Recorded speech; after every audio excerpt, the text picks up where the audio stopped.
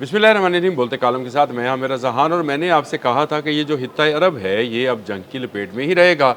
और अब देख लें कि अरब इत्तेहाद और हौज़ी बागी जो हैं वो आमने सामने आ गए हैं। और ये मामला जो है अब आज आज के दिन ही मज़ीद संगीन हो गया है। और मज़ीद ये कहा जाने लगा है कि अब शायद हौज़ीज़ और उनके जो हमायती हैं वो सामने आएंगे। और इस तरह से जो अरब इत्तेहाद है जो कि बनाया कि यमन की हिफाजत के लिए गया था वो सामने आएगा और उनमें आपस में जंग होगी। ये मामला ये है कि कहा जाता है कि कुछ जहाज़ों ने खिलाफ वर्जी की यमन के हदूद की। और उस पर जो है हौज़ी बागी जो हैं भड़क उठे। उनके जो तर्जमान हैं ये यासरी, उन्होंने एक बयान जारी किया। उन्होंने कहा कि अगर अब रियाज़ की जानिब से यानी इस जो अरब इत्तेहाद है इसके सरबराही जो है मोहम्मद बिन सलमान करते हैं, सऊदी अरब इसका सरबराह है।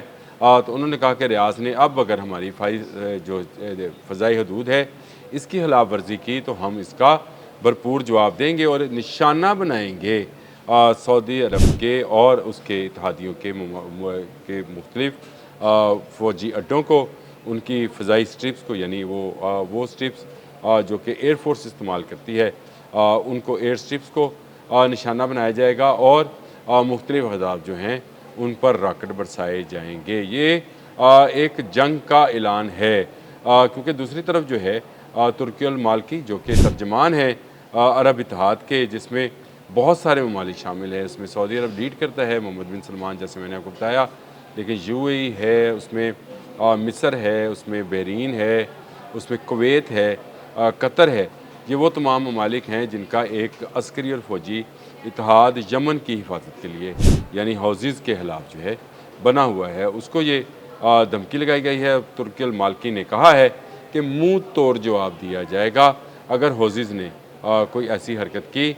और ये जो है अब आने वाले दिनों में ये बयानबाजी जो है ये मज़ीद तेज़ हो सकती है। इसकी बुनियादी वजह यह है कि ईरान हौज़ीज़ को जो है वो सपोर्ट करता है और हौज़ीज़ जो हैं ये अरब इत्तेहाद के ख़िलाफ़ काम कर रहे हैं। और अरब इत्तेहाद जो है वो यमन की हिफाजत के लिए हौज़ीज़ के से जिनको हौज़ी बागी कहा जाता है उनसे जो है यमन की हिफाजत के लिए बनाया गया था। अब इस पर बयानबाजी शुरू हुई है और इस पर तुंदो तेज़ बयानात जो हैं वो दोनों तरफ से आ रहे हैं। सऊदी अरब के वली अहद जो हैं मोहम्मद बिन सलमान, उन्होंने भी कहा है कि हमें हौज़ियों से जो है बढ़ते हुए ख़तरात जो हैं वो नज़र आ रहे हैं और यमन में हमें अमन कायम करना है और जिसको बाहुक और बैकरुक कायम किया जाएगा। इस तरह के बयानात से अगर आप समझते हैं कि ख़त्ते में अमन हो जाएगा तो ये ख़याम ख्याली हो सकती है। मैंने आपसे कहा था कि ये ख़ित्ता अब जंग की लपेट में रहेगा।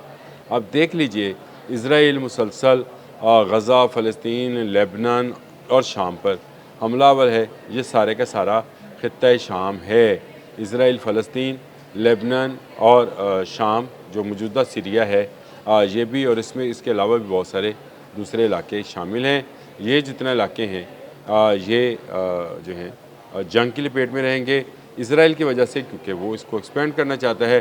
दूसरी तरफ हौज़ीज़ हैं जो बाब मंदब के किनारे बैठे हैं।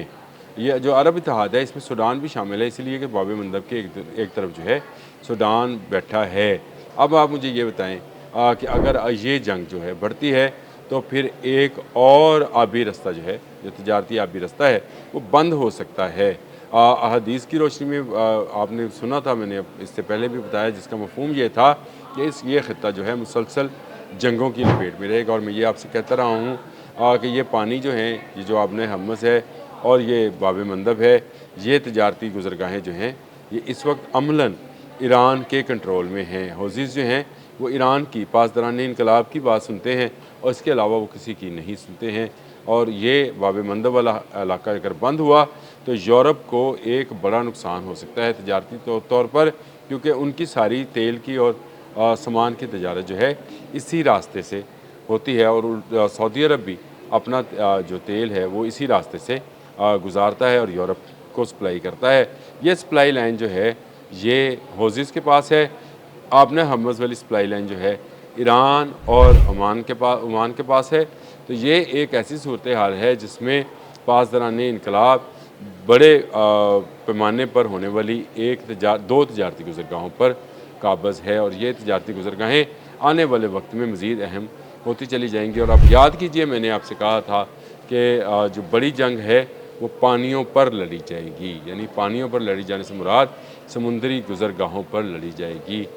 ये ख़ित्ता जो है, एक तरफ ईरान अमेरिका जो है मुआहिदा हो रहा है, अमन मुआहिदा है, तो दूसरी तरफ हौज़ीज़ और अरब जो है, अरब अस्करी इत्तेहाद जो है वो आमने सामने आ गया है। तीसरी तरफ इसराइल जो है वो मुसलसल लेबनान और शाम पर हमलावर है और लेबनान और शाम पर हमलावर होने की वजह से उनका जो है जंग जो है वहाँ पर रुकी नहीं है।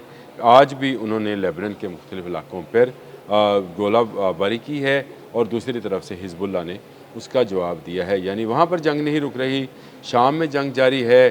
तुर्की का कल मैंने आपको बताया था कि तुर्की और शाम की कोई 900 किलोमीटर की सरहद है। तुर्की का कंसर्न है शाम में IDF का, यानी इजरायली डिफेंस फोर्सेस की पेशकदमी पर ये एक जंग हो सकती है। तो आपको अगर आप नक्शे पर देखें तो आपको नज़र आता है कि शाम और मौजूदा शाम, सीरिया और इसके इर्द गिरदोनवा के जितने इलाके हैं, आप सऊदी अरब तक आ जाएं और फिर यमन तक घूम जाएं, आपने हरमज़ के साथ साथ और फिर बाब मंदब तक चले जाएं, ये तमाम रास्ते जो हैं हर वक्त इस वक्त जंग की लपेट में हैं, अमन नज़र नहीं आ रहा है। ऐसे में मैं ये समझता हूँ कि जो बयान गौज़ियों की तरफ से आया है, जो यहिया सरीह ने दिया है, वो गैर क्या उसको कहा जाए, गैर ज़िम्मेदाराना, चलिए अच्छा लफ्ज़ यही है कि गैर ज़िम्मेदाराना है। और तुर्की और मालकी ने तो अपने इत्तिफ़ाक़ में ये बात की है कि मुंह तोड़ दिया जाएगा। तो इस तरह से एक अरब अस्करी इत्तेहाद को नई जंग का सामना है, जिसमें ईरान भी दाखिल हो सकता है। और ईरान के दाखिल होने का मतलब ये होगा कि फिर अमेरिका और इसराइल भी जो हैं इस जंग में बासानी शामिल हो सकते हैं। बड़ा ही कॉम्प्लिकेटेड और कन्फ्लिक्ट वाला इलाका जो है बनता चला जा रहा है।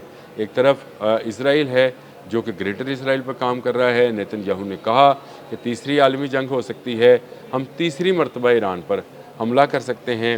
उसके साथ साथ अब हौज़ीज़ और ये अरब इत्तेहाद जो है, अरब अस्करी इत्तेहाद, ये आमने सामने आ गए हैं। तो इसमें ये ख़ित्ता जो है दोबारा जंग की भट्टी में धकेला जाएगा।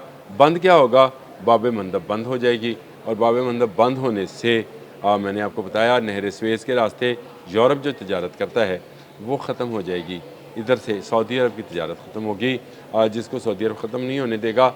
ये एक और जंग का मैं ये समझता हूँ अलार्म है जो कि इस ख़त्ते में होगा। लेकिन याद रखें, अब इस ख़त्ते ने जंग में ही रहना है, छोटी मोटी झड़पें हों या बड़ी जंगें हों, ये ख़ित्ता अमन में ज़्यादा देर तक नहीं रहेगा। अमन से ज़रा दूर होते नज़र आते हैं। अब देख लें, ईरान अमेरिका मुआहदे के बाद अब हौज़ीज़ और अरब जो हैं वो आमने सामने आ गए हैं। तो इसका मतलब ये हुआ कि जंग जो है वो अभी रुकी नहीं, जंग के अभी बहुत सारे मराहल बाकी हैं। अब तक के लिए इतना ही। अल्लाह हाफ़िज़।